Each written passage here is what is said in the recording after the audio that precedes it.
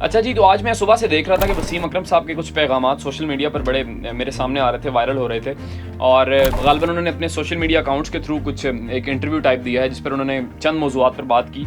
तो मैंने कहा क्यों ना इस पर वीडियो की जाए, क्योंकि बड़ी उन्होंने अच्छी इंटरेस्टिंग बातें की। उसमें एक उन्होंने ऑस्ट्रेलिया और पाकिस्तान की जो सीरीज़ होने जा रही है, अभी ऑस्ट्रेलिया में 4 नवंबर को पहला वनडे होना है पाकिस्तान ऑस्ट्रेलिया का, तो उस पर उन्होंने एक बड़ा इंटरेस्टिंग कॉमेंट किया। उसके बाद फ़खर ज़मान के बारे में, जो अभी कंट्रोवर्सी रिसेंटली फ़खर ज़मान के बारे में चल रही है, उस पर उन्होंने कॉमेंट्स किए। और इसके अलावा मोहसिन नकवी साहब भी उन्होंने बड़ा अप्रिशिएट किया मोहसिन नकवी साहब को, बड़े प्रोफेशनल आदमी हैं, बड़ा अच्छा काम कर रहे हैं। तो इन चंद मौज़ूआत पर बात करेंगे, लेकिन इससे पहले अगर आपको वीडियो पसंद आए इसको लाइक ज़रूर कीजिएगा, हमारे चैनल को ज़रूर सब्सक्राइब कीजिएगा। अगर आपकी कोई राय हो कमेंट सेक्शन में ज़रूर लिखिएगा। अच्छा, अभी पाकिस्तान ऑस्ट्रेलिया की जो सीरीज़ होने लगी है उस पर वसीम अकरम ने ये कहा है कि पाकिस्तान अगर एक भी मैच ऑस्ट्रेलिया में जीत जाए तो ये बहुत बड़ी कामयाबी होगी पाकिस्तान के लिए। अब कीपिंग इन माइंड कि ऑस्ट्रेलिया को ऑस्ट्रेलिया में जाकर हराना वैसे ही मुश्किल है, दूसरा पाकिस्तान का जो यंग स्क्वाड अब गया है, हमने डोमेस्टिक परफॉर्मेंस भेजे हैं, तो वो भी आप नज़र में रखेंगे यार इतना आसान नहीं होगा ऑस्ट्रेलिया को ऑस्ट्रेलिया में हराना। और ऑस्ट्रेलिया ने जो T20 की टीम अनाउंस की है वो थोड़ी सी हल्की टीम है, लेकिन जिन्होंने वनडे की टीम अनाउंस किया वो एक पावर पैक टीम है। तो वसीम अकरम साहब ग़ालिबन वो कोई ऐसी बात तो करेंगे नहीं कि जैसे किसी ने कोई ब्लफ मारा हो। बड़े एक्सपीरियंस क्रिकेटर भी हैं, कोच भी रह चुके हैं, फिर PCB के साथ भी थोड़ा बहुत काम कर चुके हैं, कमेंटेटिंग भी करते हैं, और इसके अलावा वो खुद रहते भी ऑस्ट्रेलिया में हैं, तो वो उनसे बेहतर ऑस्ट्रेलियन कंडीशंस को कोई नहीं जान सकता। तो उन्होंने ये कहा कि पाकिस्तान अगर 3 में से 1 वनडे मैच भी जीत जाता है ऑस्ट्रेलिया में तो ये बड़ी बात है। हाँ, अगर T20 सीरीज़ की बात की जाए तो वहाँ पर मुकाबला हो सकता है। वनडे के कॉन्टेक्स्ट में उन्होंने कहा कि पाकिस्तान ऑस्ट्रेलिया का आपस में कोई कंपैरिजन नहीं है, ऑस्ट्रेलियन टीम बहुत अच्छी है और पाकिस्तान टीम अगर एक मैच भी जीतती है तो ये उनकी कामयाबी आप तस्वर करें। T20 का उन्होंने ये कहा कि हाँ मुकाबला हो सकता है, क्योंकि T20 छोटा फॉर्मेट है, उसमें आप देखते हैं कि कोई भी मतलब छोटी टीमें बड़ी टीमों को अक्सर हरा देती हैं, अपसेट्स हो जाते हैं। मैं अपसेट तो नहीं कहूँगा क्योंकि पाकिस्तान का जो T20 का सेटअप है वो बड़ा अच्छा है। हाँ, पिछले कुछ अरसे में सही नहीं रहा, लेकिन उससे पहले पाकिस्तान बेसिकली T20 की ही अच्छी टीम थी, क्योंकि हमारे यहाँ खिलाते ही लड़कों को T20 है, क्लब लेवल से लेकर डोमेस्टिक तक। तो T20 में उन्होंने कहा कि कोई मुकाबला हो सकता है, लेकिन वनडे में साफ अल्फाज में उन्होंने ये कहा कि पाकिस्तान का कोई चांस नहीं है। इसके अलावा फ़खर ज़मान की जो कंट्रोवर्सी चल रही है उस पर उन्होंने बात करते हुए ये कहा कि फ़खर ज़मान को भी अब थोड़ी सी अकल आई होगी, उसने वो थोड़ा सा अब इन गलतियों से सीखेगा।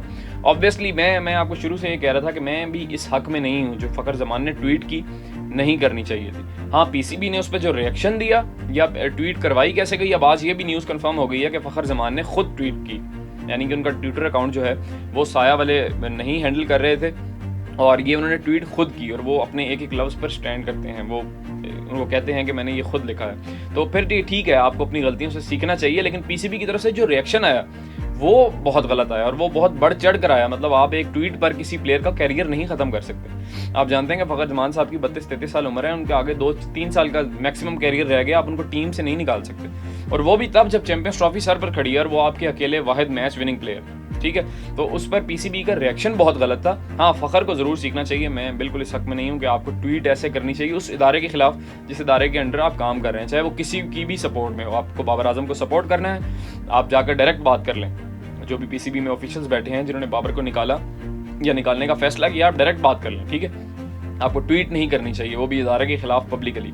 अच्छा, इसके अलावा तीसरी चीज़ जो वसीम अकरम साहब ने मेंशन की, उन्होंने कहा कि मेरे सोर्सेज ये हैं, मेरी जो मुझ तक न्यूज़ आई हैं वो ये हैं कि इंडियन टीम पाकिस्तान आ रही है चैंपियंस ट्रॉफी खेलने के लिए। और ये आजकल तो ये टॉपिक दब गया है, जब से पाकिस्तान टेस्ट सीरीज़ हारा फिर जीता, तो पहले उससे पहले ये बहुत वायरल था ये टॉपिक कि जी चैंपियंस ट्रॉफी में इंडियन टीम पाकिस्तान आएगी या नहीं। आपने देखा कि अभी रिसेंटली SCO कॉन्फ्रेंस हुई, उसमें जयशंकर साहब पाकिस्तान आए जो कि फॉरेन मिनिस्टर हैं इंडिया के, तो अगर वो आ सकते हैं तो ऑब्वियसली इंडियन टीम भी आ सकती है। और इंडियन टीम में आप नाम देखें, हार्दिक पांड्या, सूर्य कुमार यादव, विराट कोहली, रोहित शर्मा, जडेजा, तो ये इनकी बड़ी एक फ़ैन बेस है पाकिस्तान में और पाकिस्तान का क्राउड इनके लिए क्रेज़ी है। ऑब्वियसली हम भी अगर क्रिकेट के लवर के तौर पर हमें देखा जाए तो हम भी चाहते हैं कि इंडियन टीम पाकिस्तान है। कीपिंग इन माइंड जो भी मतलब जितने भी डिफरेंसेस हैं उनको आप साइड पर रखें, जो भी इंडिया पाकिस्तान की एक राइवलरी है उसको साइड पर रखें। हम भी चाहते हैं कि इंडियन टीम पाकिस्तान आए, ज़रूर खेले। और दूसरा नज़रिया ये भी है कि पाकिस्तान चैंपियंस ट्रॉफी होस्ट कर रहा है, तो हम एज अ होस्ट हम तो एक अच्छे तौर पर हमें अच्छे पैगाम देने चाहिए। इससे पहले यूनुस खान साहब ने कहा, अफरीदी ने कहा कि इंडियन टीम को ज़रूर पाकिस्तान आना चाहिए, स्पेशली विराट कोहली, रोहित शर्मा, इनकी बहुत वैसे दुनिया में बहुत बड़ी फ़ैन बेस है, लेकिन पाकिस्तान में भी अगर आप राइवल्स के तौर पर भी इंडिया को देखें तो फिर भी पाकिस्तान में इनको बहुत चाहते हैं लोग। तो ये वसीम अकरम साहब ने कहा कि इंडियन टीम को पाकिस्तान आना चाहिए और वो आएगी, ये उनकी न्यूज़ है। खैर, इसके अलावा उन्होंने जो सबसे इंटरेस्टिंग बात मुझे लगी उनकी पूरे इंटरव्यू में, उन्होंने कहा कि मोहसिन नकवी साहब वो बड़े प्रोफेशनल बंदे हैं और बड़ी मेहनत से काम कर रहे हैं। अब आप ये चीज़ ध्यान में रखिएगा कि जब मोहसिन नकवी साहब आए थे नए नए चेयरमैनशिप की पोस्ट पर आकर बैठे थे, तो वसीम अकरम साहब को उन्होंने अप्रोच किया था, उनको कॉल की थी, उनको मिले भी थे जाकर कि आप आएँ और पाकिस्तान क्रिकेट बोर्ड में काम करें, एज अ मेंटोर काम करें। जिस पोस्ट पर वो डायरेक्टर की पोस्ट पे वकार यूनुस साहब को लाया गया था और बाद में वो मेंटर बन गए थे, क्योंकि वो वहाँ रहना नहीं चाहते थे और कुछ लोग भी उनसे एग्री नहीं कर रहे थे उनका उस पोस्ट पे बैठने पर।